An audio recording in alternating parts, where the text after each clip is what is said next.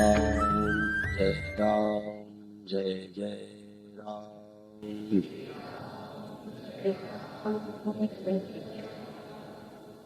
सच्चिदानंद भगवान की, सनातन धर्म की।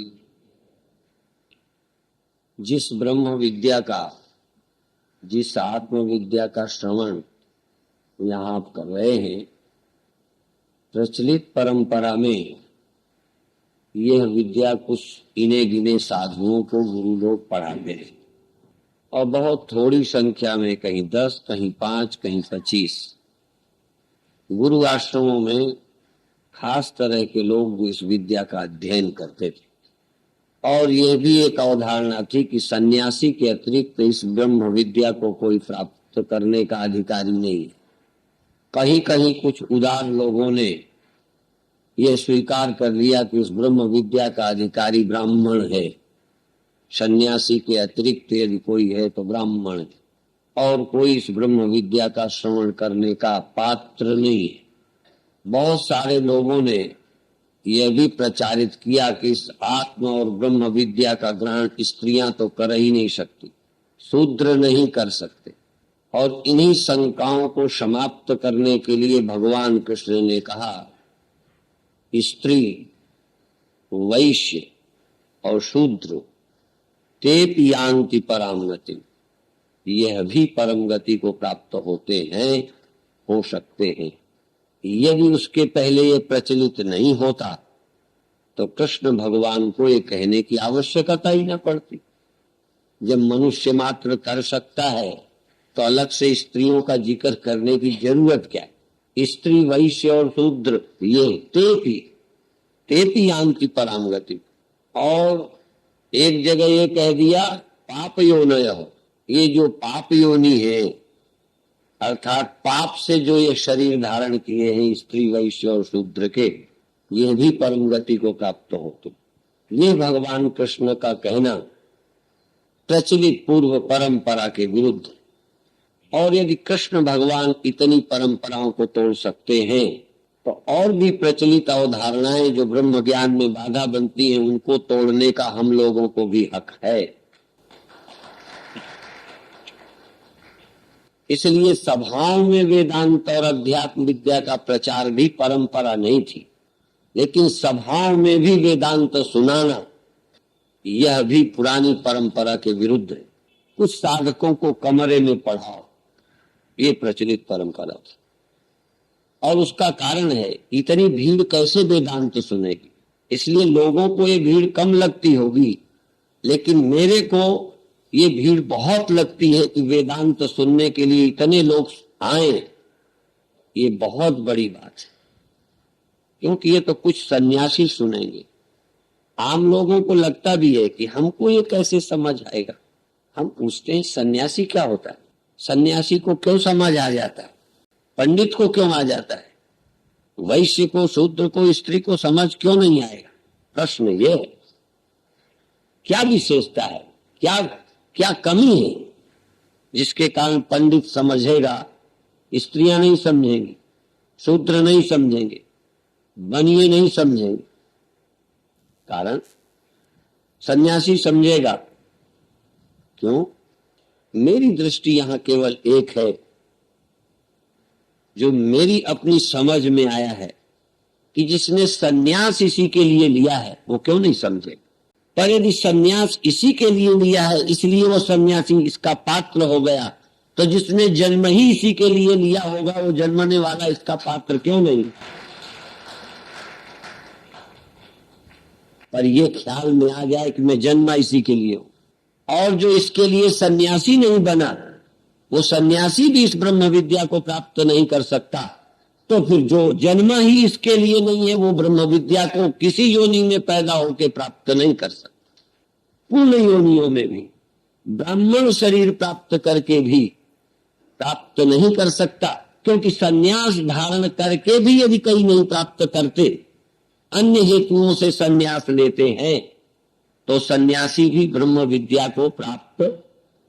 तो जिन्होंने जन्म ही और कारणों से लिया है, कोई कुर्सी के लिए, कोई रुपया कमाने के लिए, कोई दर्जनों बच्चा पैदा करने के लिए, कोई यही मनोरंजन में जिंदगी व्यतीत करना ही जिनके जन्म का लक्ष्य होगा, वह ब्रह्म विद्या के पात्र नहीं है। अधिकार की चर्चा, पर यह है जाति चर्चा नहीं, उद्देश्य चर्चा।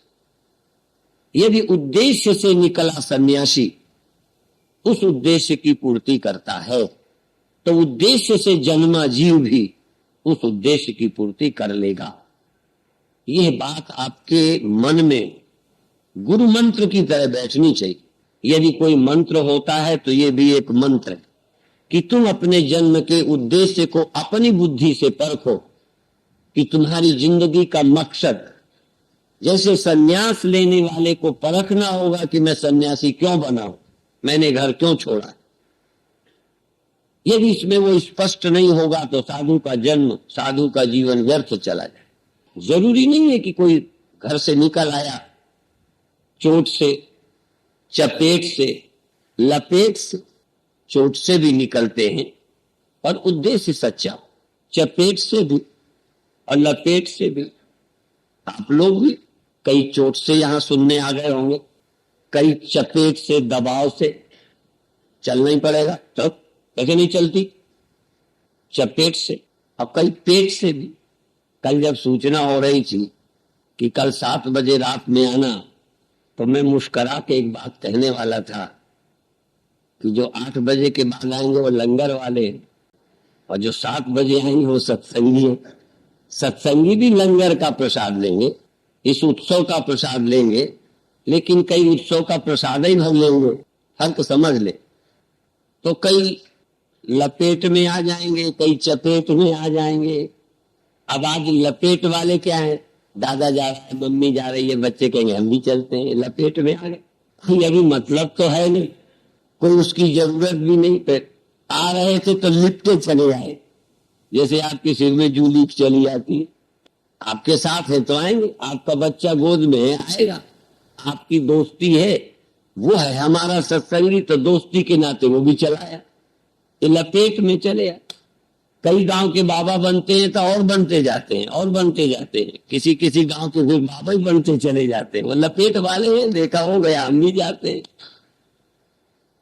कभी कभी जाति भी लपेट में, सिंधी आए तो सिंधी सिंधी आए जाते हैं, पंजाबी आए तो पंजाबी पंजाबी, बनिए शुरू हो जाए तो फिर कई बनियों का भी प्रधान सम्मेलन होता है। कई सम्मेलन में बनिए बहुत होते हैं, सिंधी नहीं जाते। ये सब लपेट ही का मामला है, जाति की लपेट है।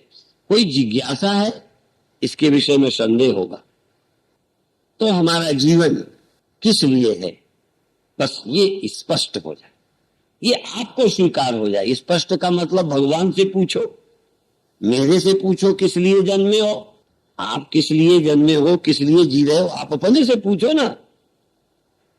आप बताओ स्वामी जी हम किस लिए जन्मे हैं, रामायण में किस लिए जन्मने का लिए लिखा है, लिखा होगा जो रामायण में लिखा होगा, लिखा होगा जो भागवत में लिखा होगा, अच्छी बात है, उसमें भी यही लिखा होगा। लेकिन तुम्हें क्या लगता है, तुम्हारी जिंदगी में क्या पाना लक्ष्य लगता है, क्या पाने को दिल करता है, क्या पाने के बिना बेचैनी लगती है। जिंदगी का लक्ष्य अपने भीतर ढूंढो। यदि लक्ष्य निर्णय हो जाए तो प्राप्ति की सैकड़ों बाधाएं आप दूर कर लेंगे, हमें पता है। सैकड़ों बाधाएं व्यक्ति स्वयं दूर कर लेगा। हमें बाबा बनना था, हमने तमाम बाधाएं दूर कर ली, छल बल सब किया। एक बार पूरी ईमानदारी से घर को कहकर कि हम गुरुदेव के पास जाते हैं, थोड़े से सामान ले लिया, तैयारी कर ली, तो हमको थोड़ी दूर से पकड़ ले गए वापस। हमने नाराजी दिखाई, सब सामान छोड़ दिया,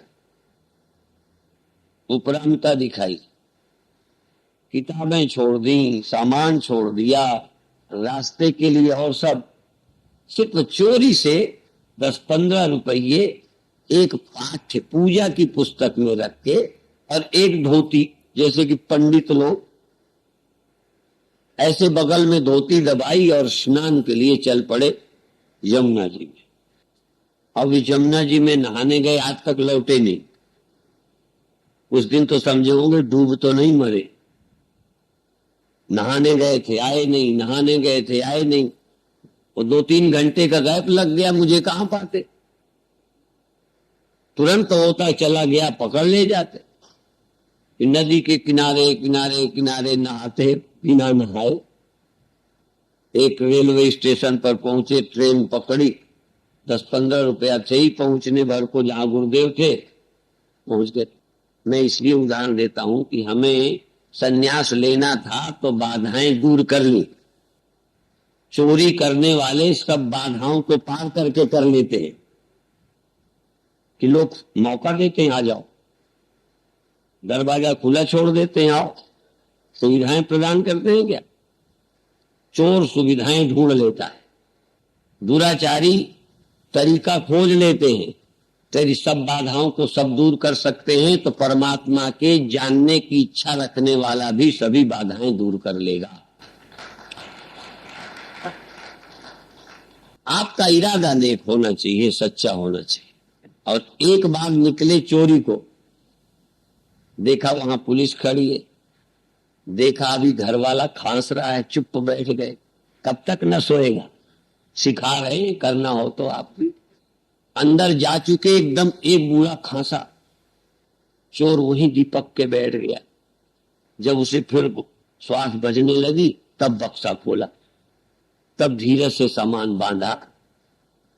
बाधाएं दूर कर लेता है, बाधाएं कब तक न जाएंगी वो प्रतीक्षा करता है, धैर्य। और आज देखा कि कोई ये खांसा, तब तक दूसरा, तो धीरे से जीना चढ़ के पिछली दीवार से आ गया कि आज मौका नहीं लगेगा, फिर देखेंगे। एक दिन समझ नहीं आएगा, 2 दिन समझ नहीं आएगा, कब तक समझ नहीं आएगा? आपके अंदर धैर्य चाहिए और जानने की इच्छा चाहिए, तो स्त्रियां भी समझ लेंगी, शूद्र भी समझ लेंगे, वैश्य भी समझ लेंगे, पंडित भी समझ लेंगे, साधु भी समझ लेंगे। इसलिए आज हमने आपको बताया कि आप अपने जन्म के उद्देश्य को स्वीकार कर लो, मन के अंदर स्वीकार कर लो कि हम इस जन्म में जीवन की पूर्णता प्राप्त करने के लिए आए। सब योनियों में पूर्णता प्राप्त नहीं हुई तो मनुष्य जीवन, जैसे मनुष्यों में जब मनुष्य रहकर कल्याण नहीं होता तो सन्यासी बन जाते। बात समझ में? मनुष्य तो थे ही, सन्यासी क्यों बने? इसी ज्ञान के पाने के लिए। जिहासा मुख्य वैराग्य और जिज्ञासा मुख्य वैराग्य, 2 वैराग्य होते। जिहासा मुख्य, घर के कष्टों से, तकलीफों से, दुखों से बचने के लिए सन्यास, ये जिहासा मुख्य है। और घर में कोई कष्ट नहीं है, पर परमात्मा की अप्राप्ति ही एक कष्ट है, तो परमात्मा के जानने के लिए घर से निकल आए, ये जिज्ञासा मुख्य वैराग्य। जिहासा मुख्य, जिज्ञासा मुख्य, जिसमें जानने की उत्कट इच्छा है इसलिए घर छोड़ा। एक में संसार की परिस्थितियां अच्छी नहीं है इसलिए घर छोड़ा। घर छोड़ने वाले के अंदर बाद में भी जिज्ञासा जग जाए तो ज्ञान हो जाएगा। तो अब आप जन्म ले चुके, अब देख ले, अब तो बाबा बन चुके, अब देखो क्या करना है। ऐसे ही आपने जन्म ले लिया, हो सकता है ध्यान न हो किस लिए मनुष्य बने, अभी ख्याल कर लो, कोई तकलीफ तो है नहीं, क्या चाहते हो। यदि सन्यास के समय घर की गाली सुन के भागे थे, यदि दुकान में घाटा लग गया था और लोग अपना ऋण मांग रहे थे इसलिए भगाए थे, चलो भगाए सही, लेकिन अब क्या इरादा है? अब कल्याण का है कि सिर्फ छिपे छिपे भगे रहने का है। एक इसका चुटकुला भी है, एक किसी की जमीन अधिया पर जैसे लेते हैं, एक तरीका होता है पूरा रुपया दे के लेते, रुपया देने का वादा करते हैं, फसल की अधिया वगैरह की तो शर्त नहीं होती, फसल उसकी पूरी, रुपया इतना देना। एक गरीब आदमी ने बड़े आदमी की जमीन 100 बीघा ले ली, और जैसे इस साल अभी पानी की गड़बड़ी चल रही है, ऐसी गड़बड़ी हो गई तो 10,000 में तय हुई। अब उस जमाने में 10,000 तो बड़ी बात थे, 10,000 देने पे जमीन ले ली, जमीन में कुछ पैदा हुआ नहीं, तो मारा गया गरीब आदमी। 10,000 कहां से दे दे? उस दुख के कारण बार बार जब वो लोग कहें हमारा रुपया दे, हमारा रुपया दे, नहीं तो हम तेरा घर गिरा देंगे, ये घर उठा लेंगे, बच्चे को गुलाम बनाएंगे। और बेचारा मरते क्या न करते, घर से पिछले आगे वो दरवाजा खटखटाए, उसने पिछले छत से कूद करके भाग गया। जब घरवाली ने दरवाजा खोला तो उसने कह दिया कि वो तो भाग गए डर के मारे। और वो पीछे भागे, वो भागता भागता भागता, कहीं जंगल, कहीं ये रोड, कहीं वो, ऐसे निकलते निकलते एक जंगल में महात्मा धूनी लगाए बैठे थे, धूनी लगाए। इसकी हालत क्या थी, इसके भी कपड़े फट गए, कहीं तार में उलझे, ये भी लगभग बाबा बन गया, सब कपड़े कुपड़े गए, थोड़ा सा अधोवस्त्र जो कमर में था वही रह गया। तो देखा तालमेल भी बैठे ही रहा है, तुरंत वहीं की भस्मी उसने भी पोत ली, और वो संत आंखें बंद किए बैठे भजन में, भस्मी लगाए, ये भी उन्हीं की बगल में बैठ गया कि ढूंढने भी आएगा तो पहचानेगा ही नहीं। ये भी आनंद से आंख बंद किए, भस्मी लगाए, बगल में बैठा। जब 2-3 घंटे बीत गए, कोई ढूंढने वाला नहीं आया, तो उसको छाती थोड़ी ठंडी हुई कि अब मैं बच गया। जब वो बच गया तब आंख खोल के देखा इधर उधर, तो देखा महात्मा जी अभी भी आंख बंद किए बैठे। तो अपनी टांग ऐसे की बगल में, और टांग ऐसे करके उससे पूछता है कि आपने कितनी जमीन ली थी? उन्हें समझा जैसे मैं आया हूं ऐसे ये भी चोर साधु और लंपट ज्ञानी जस अपन तसौड़ो मानो। तो अब जब टांग मार के पूछता है आपने कितनी जमीन ली थी? उनका जमीन? क्या जमीन? आप वो सन्नाया? उनका नहीं, मैं तो ऐसे पूछ रहा हूं कि आपने कितनी जमीन ली थी। जमीन? कितनी जमीन? ये क्या? तो कहने लगे मैंने भी जमीन ली थी तो यहां आ गया हूं, मैंने सोचा शायद आपने भी। तो ये जो जिंदगी है, हम औरों का भी जो अंदाज लगाया करते, अपने से लगाया करते, और हम भी अपने से ही अंदाज से कहते हैं जब हमारे जैसे ही आ सकते हैं तो तुम क्यों नहीं प्राप्त कर सकते? क्योंकि हमारे में कोई गुण नहीं, हमारे में कोई विशेषता नहीं, केवल इसकी जरूरत महसूस होती थी। तो यदि हमने समझा तो अंदाज लगाते हैं कि जिनमें सच्ची इच्छा होगी उनकी पूर्ति होगी, ऐसा हमने अनुमान किया है। अब आपकी इच्छा है कि नहीं है ये तो आप जानेंगे, वो तो हम नहीं।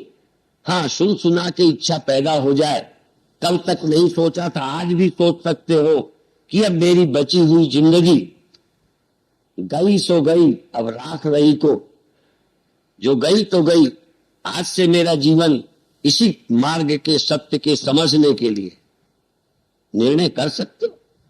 और निर्णय कर लो, जिसके लिए हम निर्णय करते हैं जिंदगी उसी के लिए हो जाती है। जिन्होंने कुर्सियों की इच्छा की उनकी जिंदगी कुर्सी के लिए हो गई। लगा देंगे जिंदगी, मर जाएंगे लेकिन मरते दिन तक कुर्सी नहीं छोड़ेंगे। आप हटाएंगे तो दोबारा हथकंडे अपनाएंगे। हम नरसिंह राव बसपा से समझौता कर रहे हैं क्योंकि हालत तो खस्ता हो गई है, अब अपना आधार तो रहा नहीं है। लगे रहेंगे, इससे मिलेंगे उससे मिलेंगे, कुर्सी मिल जानी चाहिए।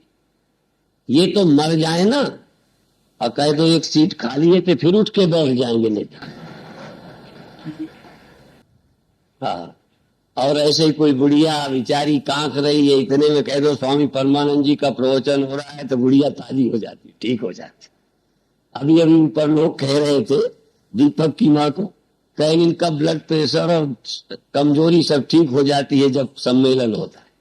असल में क्या है, इरादा ना हो तो बहुत कमजोरियां झेल लेती हो, और जहां इरादा होता है सब जवानी आ जाती। इरादा स्वयं एक जवानी है, जज्बात, इच्छा, संकल्प स्वयं एक यौवन है।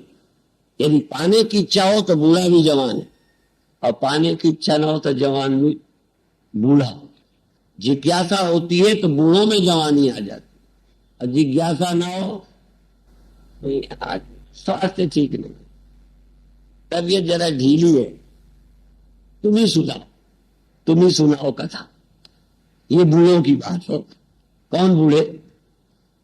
संकल्पहीन। और हमने देखा है कि एक बुढ़िया जिसका बेटा वकील था, कुर्सी में बिठा के पाए उठा करके सभा में लाते थे और बुढ़िया आती थी। उस बुढ़िया को हम बूढ़ी कैसे कह सकते? वो तो युवती है। पर वो इस मार्ग के लिए कई यदि बूढ़े 90 बरस के शादी कर सकते, लगन का मामला है, तब बुढ़िया सत्संग नहीं कर सकती। जो ठठरी लायक है वो शादी कर रहे हैं।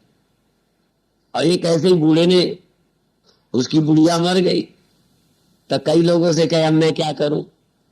उन्होंने कहा भजन करो। वो जमा नहीं। किसी ने कहा संन्यास ले लो, जमा नहीं। उन्होंने कहा कोई नहीं, कोई धार्मिक काम में लगो, जमा नहीं।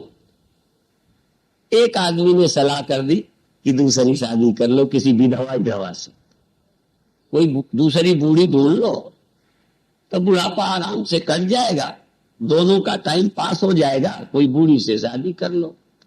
तो फिर औरों को उसने बताया कि हाँ ये बात ठीक है, मेरे मन में आया है। किसी से कहने लगा, हमारे जैसे बाबा से, कि मेरे को ये मन में निर्णय लिया है कि अब मैं कोई विधवा से शादी कर लूं तो उसका भी समय पास हो जाएगा, मेरा भी पास हो जाएगा। तो उन्होंने कहा कोई विधवा ढूंढने की क्या जरूरत है, तुम तो किसी से कर लो, विधवा तो आप ही हो जाएगी। विधवा क्या ढूंढते हो? अब बुढ़ापे में शादी करोगे विधवा ही होनी है। अभिप्राय है कि कई लोग बूढ़े में भी जवान हैं, पर विषय अलग अलग है, मार्ग अलग अलग है। जवानी एक ही नहीं होती। वो भी जवानी है जो सत्संग के लिए ताजे बने रहते, रुचि रखते, और इस मार्ग में ऐसे ही जवान सत्य को उपलब्ध करते। यह आयोजन आपको एक चीज आज करना चाहता है। एक तो संकल्प कि आप पैदल ही घर जाके संकल्प न बदले। सफलता छोड़ो, असफलता छोड़ो, ध्यान लगता है नहीं लगता है, समझ आता है नहीं आता है, वो छोड़ दो। आप जन्मे इसके लिए हो, ये भर संकल्प आपके अंदर आ जाए। बाकी हमारी जिम्मेदारी। आपके अंदर दृढ़ विश्वास, दृढ़ निश्चय कि हमारा ये जन्म कल्याण के लिए। अब इसका मतलब ये नहीं है कि तुम शादी नहीं करना, कि बच्चे नहीं खिलाना, कि दुकान नहीं करना। अब हम आपके यहाँ इस ज्ञान देने आए हैं तो ठहरे कहीं, रोटी खाई। ऐसे ही तुम कल्याण के लिए जन्मे हो तो रोटी नहीं खाओगे, कल्याण के लिए जन्मे हो तो कपड़े नहीं फिर पहनोगे, कल्याण के लिए जन्मे हो तो कपड़ा ऐसे ही आ जाएगा क्या? कहीं दुकान नहीं करोगे, नौकरी नहीं करोगे। लेकिन मेरा कपड़ा पहनना जन्म का लक्ष्य नहीं। जन्म का लक्ष्य कल्याण प्राप्त करना, लेकिन जब तक शरीर रखूंगा कल्याण के लिए तब तक मुझे रोटी चाहिए, कपड़ा चाहिए, सहयोगी चाहिए, नौकर चाहिए, पत्नी चाहिए, पति चाहिए, बेटा चाहिए। वही हमें नुकसान नहीं। और उनमें से जो कम जरूरी हो, नहीं हो तो चलेगा। मान लो हम कल्याण के लिए जन्मे हैं और कूलर नहीं है तो कल्याण हो सकता है कि नहीं? चलो ठीक है, कूलर नहीं लगा पाए, इतनी कमाई नहीं है, पर भगवान ने 2 रोटी दी है, कल्याण के लिए मौका पर्याप्त है। ठीक हो तो हमें कोई विरोध नहीं, कूलर हो तो कोई विरोध नहीं, एसी कमरा हो तो कोई विरोध नहीं। पर यदि एसी के लिए सत्संग छूट जाए कि ओवर टाइम काम करके, और जिन दिनों सम्मेलन न हो ओवर टाइम भी करो, पर प्रवचन सुनने के दिन कल्याण का जहां अवसर हो, कल्याण के लिए आप जन्मे इसके लिए हो, ये भर संकल्प आपके अंदर आ जाए। बाकी हमारी जिम्मेदारी।